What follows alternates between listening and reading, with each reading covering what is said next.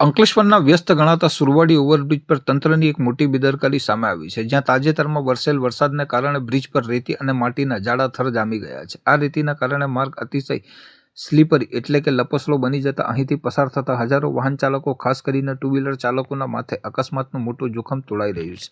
સ્થાનિક રહીશો અને વાહન ચાલકોમાં ભારે રોષ જોવા મળી રહ્યો છે અને તેઓએ માંગ કરી છે કે તંત્ર જાગે અને કોઈક મોટી દુર્ઘટના સર્જાય તે પહેલા આ રેતીના થર તાત્કાલિક સાફ કરવામાં આવે.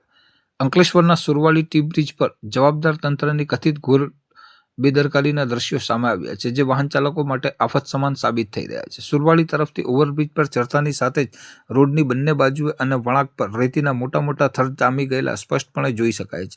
છેલ્લા દિવસોમાં વરસેલા વરસાદના પાણીની સાથે વહીને આવેલ માટી અને રેતી બ્રિજ પર જમા થઈ ગઈ છે, જેના કારણે હવે વરસાદે વિરામ લીધો હોવા છતાં આ માર્ગ જોખમી બની ગયો છે. આ પરિસ્થિતિને લીધે સૌથી વધુ મુશ્કેલીનો સામનો બાઇક અને એક્ટિવા જેવા દ્વિચક્રી વાહન ચાલકોને કરવો પડી રહ્યો છે. બ્રિજ પર વાહન ટર્ન લેતી વખતે કે સહેજ બ્રેક મારતાની સાથે જ વાહનો સ્લીપ થઈ રહ્યા છે, જેના કારણે વાહન ચાલકો જીવના જોખમે મહામુસીબતે અહીંથી પસાર થવા મજબૂર બન્યા છે.